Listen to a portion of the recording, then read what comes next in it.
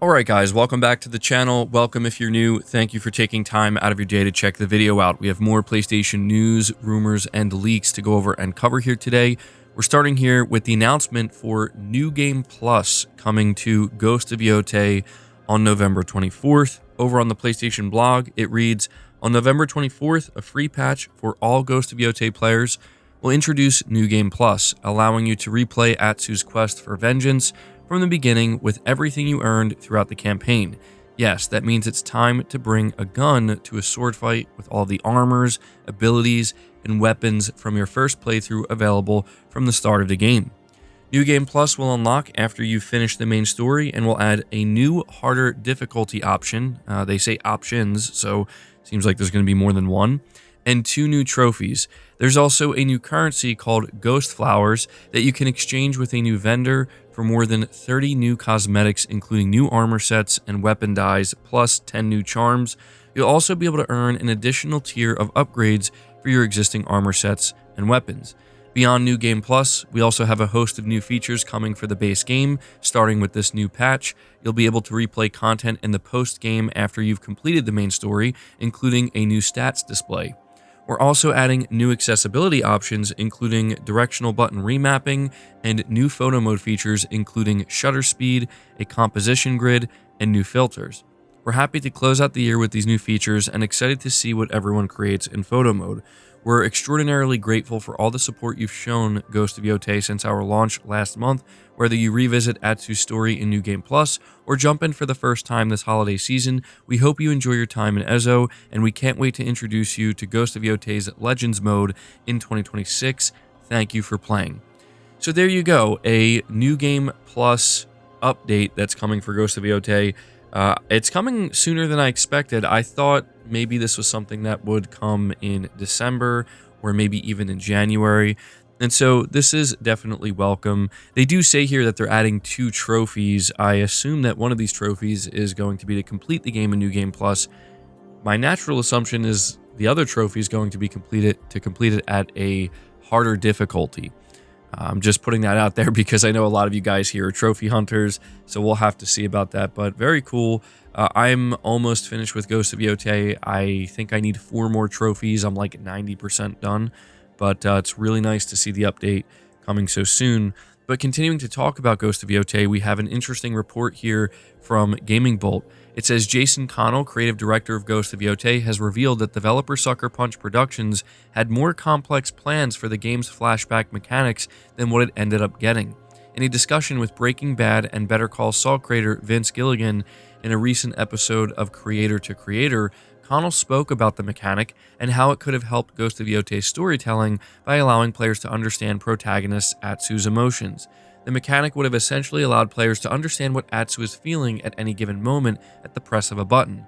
Connell explained how this could have further helped in establishing her main storyline about getting revenge on those who have wronged her in the past. This system would have also allowed players to further explore Atsu's memories. Atsu is on this lone wolf quest, and then you press this button and suddenly she's kind of feeling the warmth of her past, like what she's fighting for, said Connell. To me, that is like a great narrative tool in a single button. It can make you feel something that's on their own volition. The downside of this mechanic, however, would have been the fact that there would have had to have been a lot more work to go into the game. Connell described it as essentially, quote, doubling your art, since players could potentially press the button just about anywhere in the open world. This meant that Sucker Punch would have had to have made sure that every part of the map was covered in some way by this flashback mechanic. You're doubling your art. It's twice as long a game everywhere you go, he explained. And so while it's an amazing feature, it saddened me the day that I had to kill that to say, okay, it can't be that. Ultimately, the studio decided to go with the middle ground we see in Ghost of Yotei, which features a few scenes where players can experience Atsu's memories. While this may not have been the more ambitious idea that Connell originally wanted, he is still happy with how the game eventually shipped. And it's worth noting, he does say that he believes he made the right choice here ultimately, and yeah, I would say that it's cool to get this type of insight as to like just how ambitious they wanted to make Ghost of Yotei. And there's no doubt that that would have been a standout, right? That would have been something that people were like, whoa, you can kind of flash back at any point throughout this entire open world. I don't think anything like that has ever been done. But yeah, it would literally double the amount of effort and work, and essentially, not that I think they would mind that, it would double the amount of time potentially it would take to complete this game. And, there's a good chance that a lot of people wouldn't even use that mechanic. So I do think they made the right call here. But again, it's certainly interesting to get this level of insight into some of these PlayStation Studios directors and, again, at the high level, they're thinking of overall ambition. Moving on from that, though, we're talking about the Game Awards.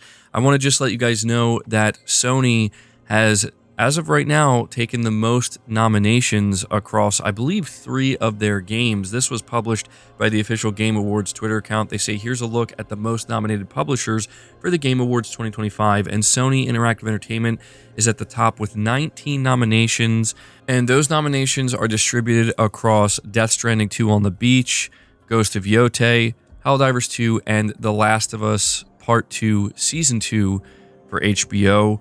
And, this is something that I think is worth taking a moment to point out because I don't think the Game Awards are that important at the end of the day. But it just goes to show that, while Sony may be releasing less games overall throughout the year, it just goes to show that they have this kind of, I don't know, man, they gravitate towards this level of quality that it's not surprising to me that even with just releasing games like Death Stranding 2 on the Beach and Ghost of Yotei and, what Arrowhead's doing to continue to support Helldivers 2, I'm not surprised that Sony is getting the most amount of nominations. However, that doesn't mean they're going to win, right? They could get 19 nominations and not win a single category at the end of the day. But if we look at the rest of the list here, 13 nominations for Kepler Interactive. It's worth noting that Clair Obscur Expedition 33 broke a record and is the most nominated game of all time for the Game Awards, which is incredible. Very impressive work there.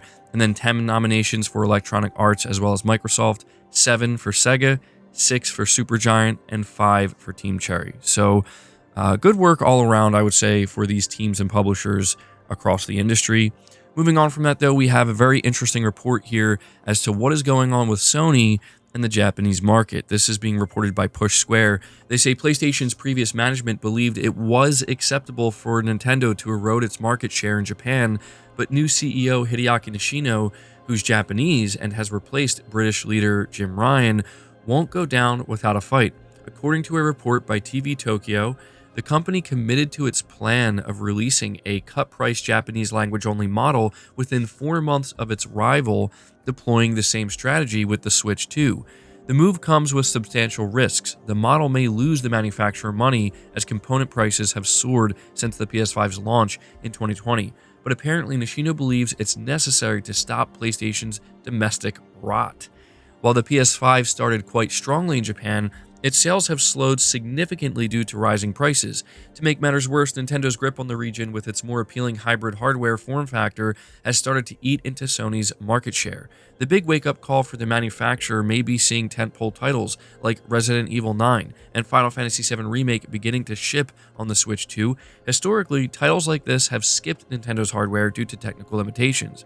Sony still has an uphill battle ahead of it, of course. It can't compete with the cultural dominance of its rivals' first-party titles, and the PS5 stationary form factor is always going to put it at a disadvantage. But Nishino is hoping that the significant price reduction and renewed marketing push at least gets the PS5 moving in the right direction.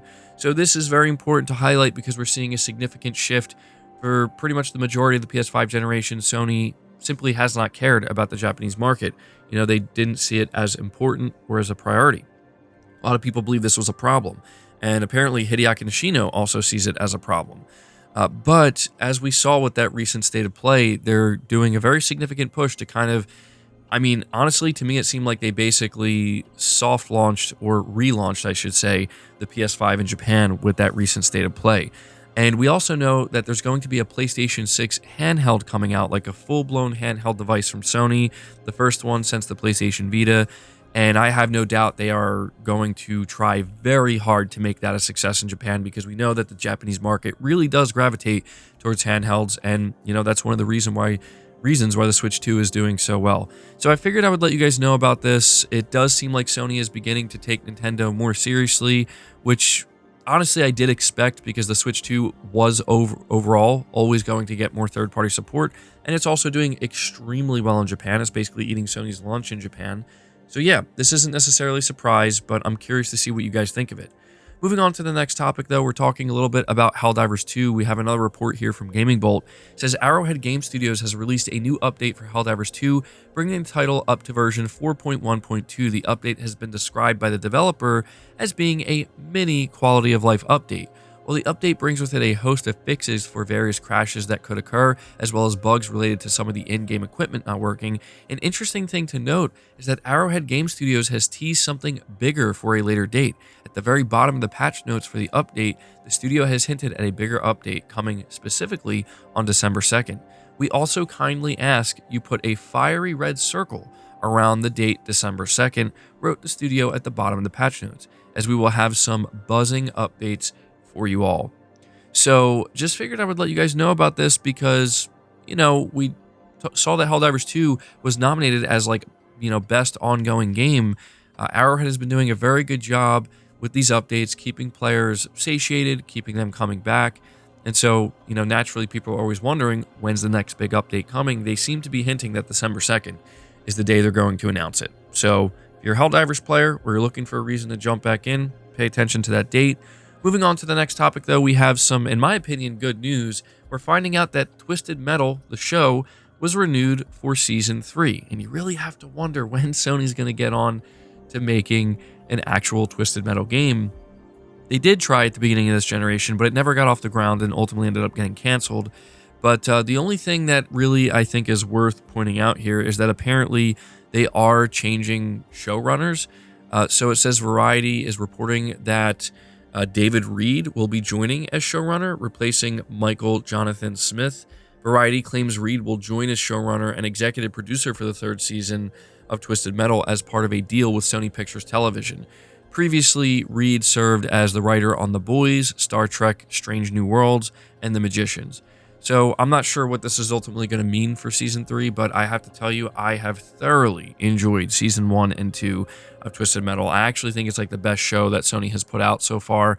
And I just want to kind of throw this out here. It's crazy to me that Twisted Metal Season 2 was not nominated as Best Adaptation for the Game Awards, but The Last of Us Season 2 was. That is criminal to me, in my opinion. But there you go. Happy to see Season 3 is coming. We're going to move on to the final topic, though, which is me just letting you know that tomorrow there's going to be an Xbox Partner Preview event. And this is something I think if you're, a PlayStation player, you might want to pay attention to because there's going to be a significant third-party presence. I mean, that's pretty much what this is focused on. But there's one game in particular that's going to show up that was revealed at a State of Play last year and people were very excited about. So this event is happening again tomorrow at 1 p.m. Eastern time, and they do let you know on the Xbox Wire it's all third party, so don't expect anything first party from Microsoft. And the three main games that they're going to be shining a light on are 007 First Light, Tides of Annihilation, that's the big one I think, and Reanimal. They post that there also will be some teases for brand new reveals. So, keep that in mind. They might end up, having a couple of small reveals there, but there you go. I figured if you're interested in learning more about 007, Tides of Annihilation, and Reanimal, you might want to tune in to this partner preview event. But guys, that's going to do it for the video. I hope you enjoyed it. I hope you found it informative. If you did, be sure to leave it a like, subscribe to the channel if you're new, hit the bell notification icon, and feel free to share this video out on top of all that. But until next time, guys, take care.